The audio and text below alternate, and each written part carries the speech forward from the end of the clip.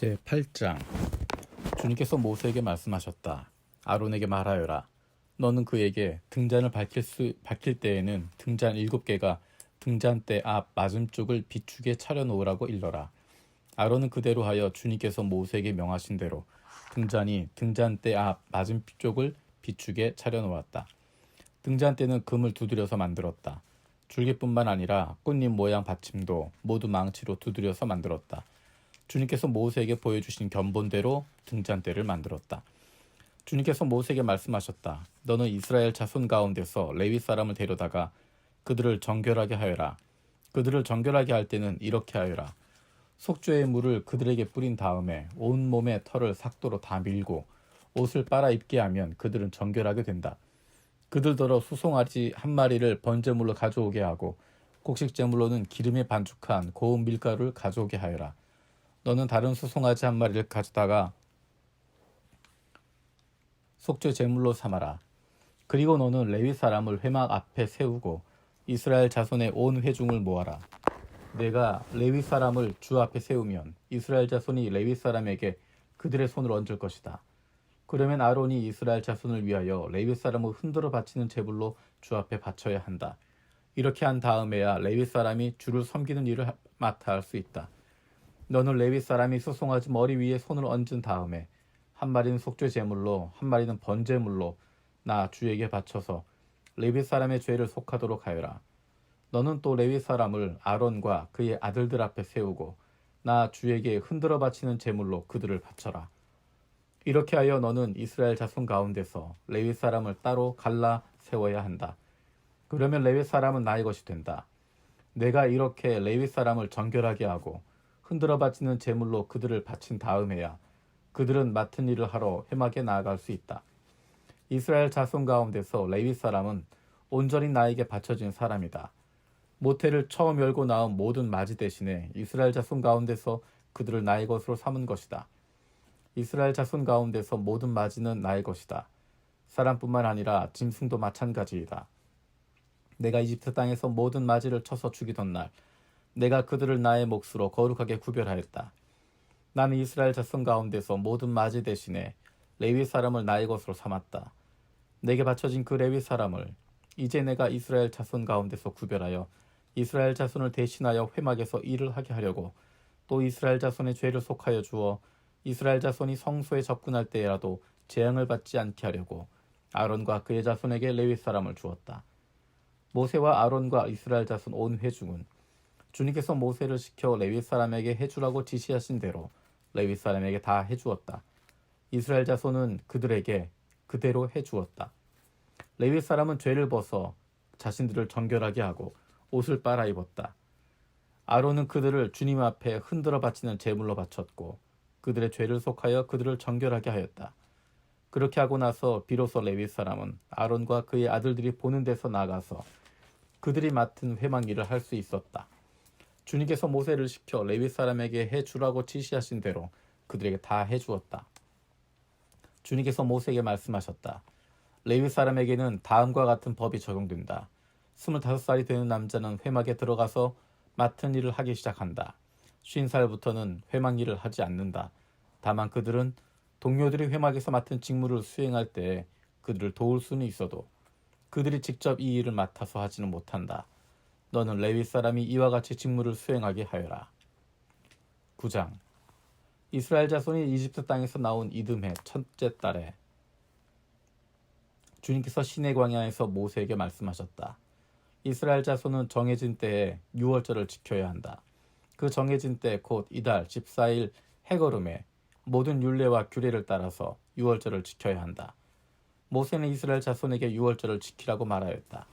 그래서 정월 곧 그달 14일 해거름에 주님께서 시내 광야에서 모세를 시켜 명하신 대로 모든 이스라엘 자손이 따랐다. 그런데 죽음의 몸이 다 부정을 타서 그날 유월절을 지킬 희생제물을 바칠 수 없는 사람이 생겼다. 그날 그들이 모세와 아론 앞에 나와서 모세에게 물었다. 우리가 비록 죽음 때문에 부정을 타긴 했어도 그렇다고 해도 지정된 때에 이스라엘 자손이 주님께 제물을 바치는데 우리만 못 바칠 까닭이 어디 있습니까? 모세가 그들에게 대답하였다. 기다리시오. 주님께서 당신들에게 어떻게 지시를 내리실지 들어봐야겠소. 주님께서 모세에게 말씀하셨다. 너는 이스라엘 자손에게 다음과 같이 일러라. 너희들이나 너희 자손들은 죽음을 만져 더럽게 되었을 때나 먼 길을 떠나 있을 때나 모두 주 앞에서 유월절을 지켜야 한다. 그러한 사람들은 다음 달 14일 해고름에 유월절 예식을 행하면서 누룩을 넣지 않고 만든 빵과 쓴나물과 함께 유월절 양을 먹도록 하여라. 다음 날 아침까지는 아무것도 남겨서는 안 되며 희생제물의 뼈를 부러뜨려서도 안 된다. 유월절의 모든 율례대로 그렇게 그들은 유월절을 지켜야 한다. 그러나 정결한 사람이나 길을 떠나지 않은 사람이 유월절을 지키지 않으면 그 사람은 자기 백성에게서 끊어질 것이다. 나 주에게 바치는 제물을 정해진 때에 가져오지 않았기 때문이다. 그는 자기 잘못에 대해서 벌을 받아야 한다. 너희들과 함께 살고 있는 외국인이나 나 주에게 유월절을 지키고자 할 때에도 그는 유월절의 율례와 규례를 따라야 한다. 그 땅에 몸붙여 사는 외국인에게나 그 땅에서 난 본토인에게나 같은 율례가 적용되어야 한다. 성막을 세우던 날 구름이 성막 곧 증거궤가 보관된 성막을 덮었다. 저녁에는 성막 위에 구름이 불처럼 보였으며 아침까지 그렇게 계속되었다. 그것은 늘 그러하였다. 구름이 성막을 덮고 있었으며 밤에는 그 구름이 불처럼 보였다. 구름이 성막 위로 거쳐 올라간 때면 이스라엘 자손은 그것을 보고 난 다음에 길을 떠났고 구름이 내려와 머물면 이스라엘 자손은 바로 그 자리에 진을 쳤다. 이스라엘 자손은 이렇게 주님의 지시에 따라 길을 떠났고 또한 주님의 지시에 따라 진을 쳤다. 구름이 성막 위에 머물러 있는 동안에는 진에 머물렀다. 그 구름이 성막 위에 여러 날 동안 오래 머물면 이스라엘 자손은 주님의 명을 지켜 길을 떠나지 않았다. 구름이 성막 위에 며칠만 머무를 때도 있었다. 그때에는 그때대로 주님의 지시에 따라서 진을 치고 또 주님의 지시에 따라 길을 떠나곤 하였다. 구름이 저녁부터 아침까지만 머물러 있을 때도 있었다. 그럴 때에는 아침이 되어 구름이 거쳐 올라가면 그들은 길을 떠났다. 낮이든지 밤이든지 구름만 거쳐 올라가면 그들은 길을 떠났다. 때로는 이틀이나 한 달이나 또는 몇 달씩 계속하여 구름이 성막 위에 머물러 있으면 이스라엘 자손은 그곳에 진을 친 채 길을 떠나지 않았다. 그들은 구름이 거쳐 올라가야만 길을 떠났다. 이렇게 그들은 주님의 지시에 따라 진을 쳤고 주님의 지시에 따라 길을 떠났다. 그들은 주님께서 모세를 시켜 분부하신 대로 주님의 명령을 지켰다. 10장 주님께서 모세에게 말씀하셨다. 너는 은나팔 2개를 만들되 은을 두드려서 만들어라. 그것들은 내가 회중을 불러 모을 때와 진을 출발시킬 때 필요한 것이다. 2개를 한꺼번에 길게 불면 모든 회중이 회막 어귀에 모여 너에게로 나올 것이다. 그러나 하나만 길게 불면 지휘관들, 곧 이스라엘의 천부장들만 너에게로 나올 것이다. 그러나 나팔을 짧게 급히 불면 동쪽에 진친 부대들이 진을 뜬다. 2번째로 짧게 불면 남쪽에 진을 친 부대들이 진을 뜬다. 진을 뜰 때에는 나팔을 이렇게 짧게 불어라. 총인을 소집할 때는 나팔을 길게 불어야 한다. 짧게 불어서는 안 된다. 나팔은 아론의 혈통을 이어받은 제사장들만이 불 수 있다. 이것은 너희가 대대로 지킬 율례이다. 너희 땅에서 너희를 공격해온 침략자들에 대항하여 전쟁에 나설 때는 나팔을 짧고 급히 불어라. 그러면 주 너희의 하나님이 너희를 기억하고 너희 원수들에게서 너희를 구해줄 것이다. 너희들이 즐기는 경축일과 너희들이 정기적으로 모이는 날과 매달 초하루에는 너희가 번제물과 허목제물을 바치며 나팔을 불어라.